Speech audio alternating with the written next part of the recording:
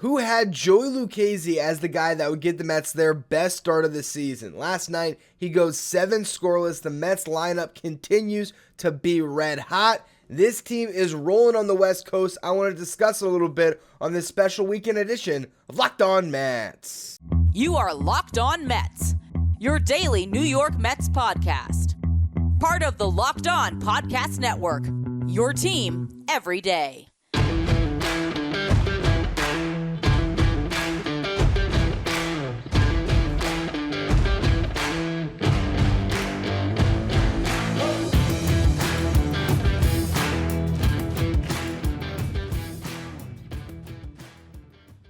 Hello to all you amazing Mets fans. You're watching Locked On Mets, part of the Locked On Podcast Network, your team every day. I'm your host, Ryan Finkelstein. If you want to find any of my work, follow me on Twitter at FinkelsteinRyan. You can also find some of my writing at justbaseball.com, where I work as the managing editor. Now, Joey Lucchesi had us all chirvy last night. What a performance by the Mets left-hander. Who saw that coming?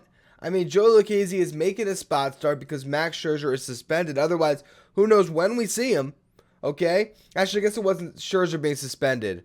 It was Carrasco being hurt. I'm sorry, it's tough to keep up with all of the freaking issues the Mets are having in their rotation right now. This is a rotation that is currently what? Kodai Senga, Joey Lucchesi, David Peterson, Tyler McGill, and who's number 5? I guess we still don't know who number 5 is to replace Scherzer. That is how banged up they are as a staff. But credit to Billy Epler and Steve Cohen and all those in the front office for building out such great depth, for not, going out and trading David Peterson or Tyler McGill this offseason, where some of the fan base were maybe campaigning for it because you thought, hey, you just signed Quintana, you got all this depth. Well, depth can evaporate, particularly starting pitching depth. And the Mets went into camp with, realistically, if we really want to just go 1 through 9, 10, they had a lot of options. I mean, beyond your 5, which again wasn't even supposed to include maybe even Peterson or McGill, if it was going to be Verlander, Scherzer, Senga, Carrasco, Quintana, you had Peterson, McGill, Lucchesi, Budo. All of these guys have made starts and to some pretty good success. Actually, it's the guys at the back end of the depth chart that have performed well, and we'll get into the offense because it's been great, but we really had to spend this whole segment talking about what Joey Lucchesi just did, because it was the best start of the season without a doubt. 7 scoreless, 9 strikeouts, got the big double play whenever he needed it, got the ball on the ground a bunch. He's going sinker, churve, cutter now. I guess that's the new 3-pitch mix. If you remember when we saw him last in 2021, it was sinker churve.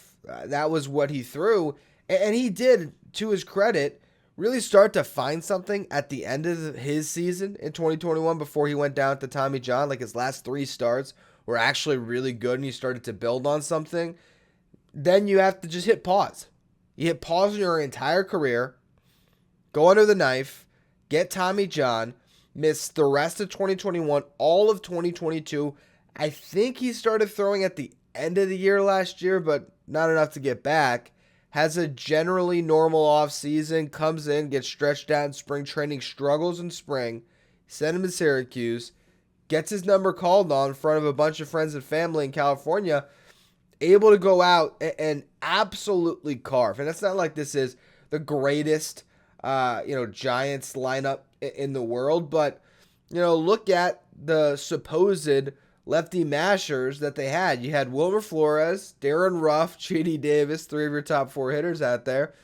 And, Joey Lucchesi had no issues whatsoever. He just had a throwback start to. Actually, it wasn't even really a throwback for him, because he said it's probably the best start of his career. I was actually, only able to start catching up to this game a little bit late. It was my fiance's birthday yesterday, so was a little bit behind on what was going on and started to catch up and, watch the rest of it this morning. But, I look up last night and it's, 4-0 and Joe Lucchesi is still pitching in the 6th inning. I'm like, wow, what is going on here? And you watch back the start today and, I mean, look at the command of the strike zone. 65 of 97 pitches were called strike. He was getting ahead early, only a couple of walks. I mean, what Lucchesi just did is something that we've been asking a Mets starter to do all season. Give you some damn length, and he did it. And to get that at this stage of the season with everything that's been happening lately, to only have to go to Brooks Raley and Tommy Hunter to get through that game to save the bullpen with 2 more games left in this series before you finally get a day off on Monday. This is everything the doctor could have asked for. This is about as good of a spot start as you can imagine. It's gonna lead to more opportunities. I mean, they are trying to scrap together a rotation here with that Scherzer, still waiting on Verlander, Carrasco hurt. I mean, there's no reason Lucchesi cedes a spot. And then you have to wonder when he eventually does, because I imagine Budo ends up back in this rotation.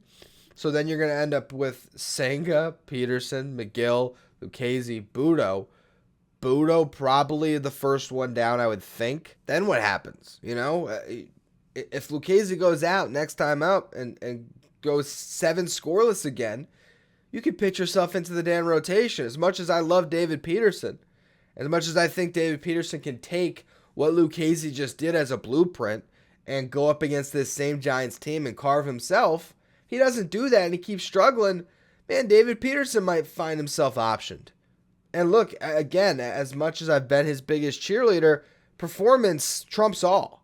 And Joey Lucchesi just had the performance of the season. It was brilliant how he was able to command the strike zone, to use his new 3-pitch mix. He discussed after the game about how he's really focused in on just baseball. He's kind of cut everything else out. He's got his diet on track, sleep schedule, all of it.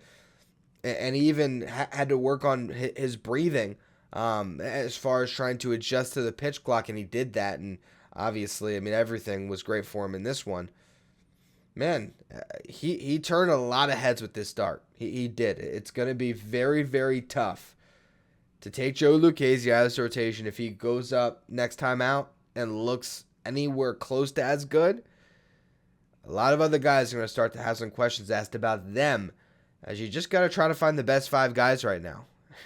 Can't believe I'm saying this on April 22nd, but I think Joe Lucchesi might be one of the best 5 guys for the Mets at this moment in time. We'll see when you get Scherzer and Verlander back, and we'll see what the other guys do with their own opportunities at this time where a lot of guys are getting some shots. So we're going to go through the Mets offense in this game in just a second here. Before we do, though, today's episode is brought to you by Ultimate Baseball GM. This is the best mobile game out there. I think it's my absolute favorite now, without a doubt in my mind, because I love being a GM. I love putting that hat on. I like making trades. I like making signings.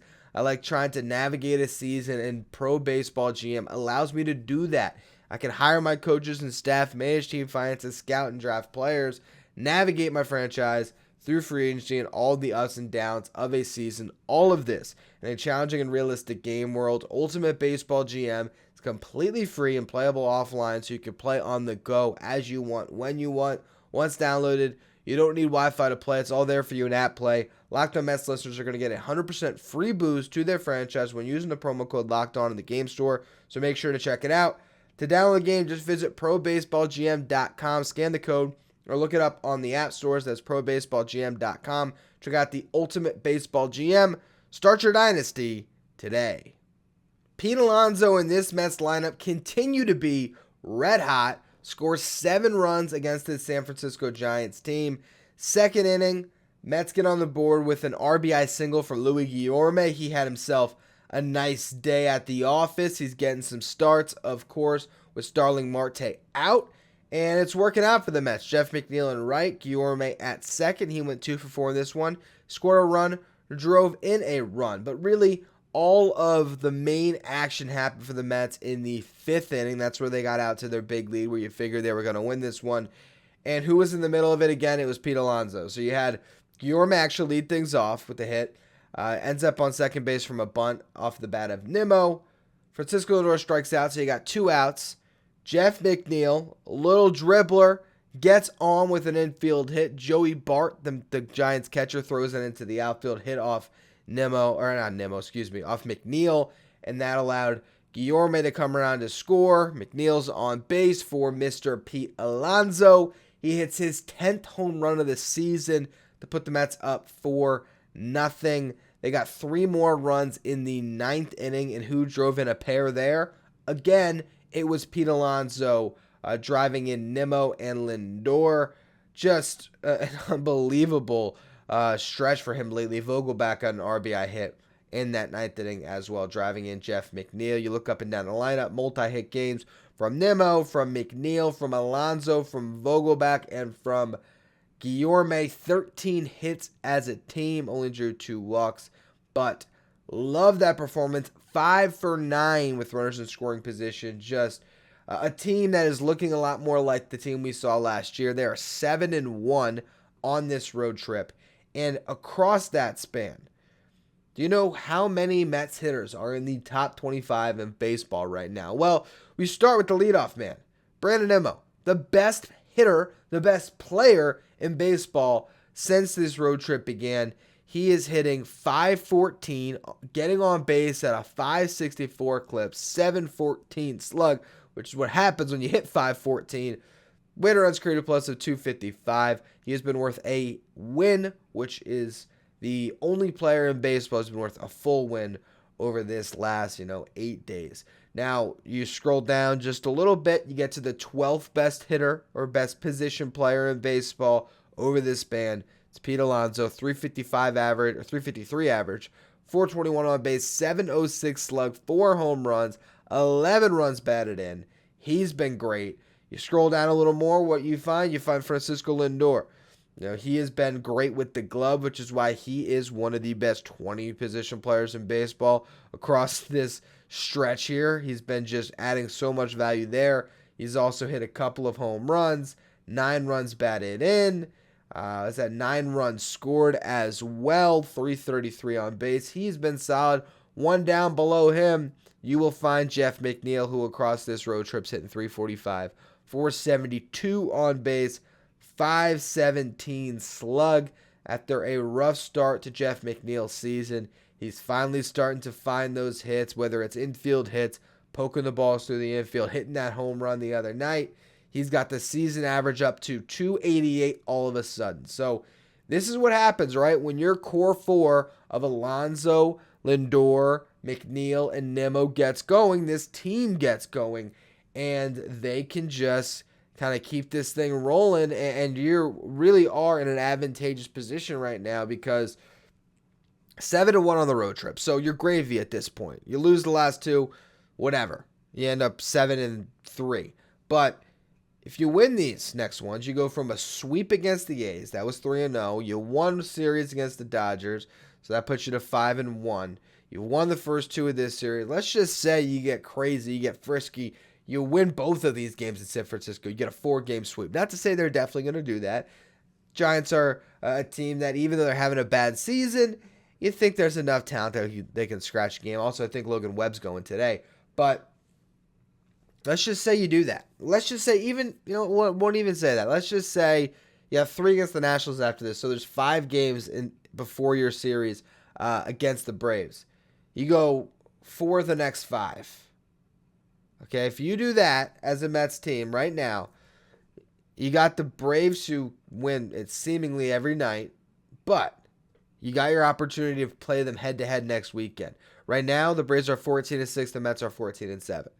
They go out and they win again. 4 of the next 5 end up, 18-8 when they square off against that Braves team, and they go head-to-head.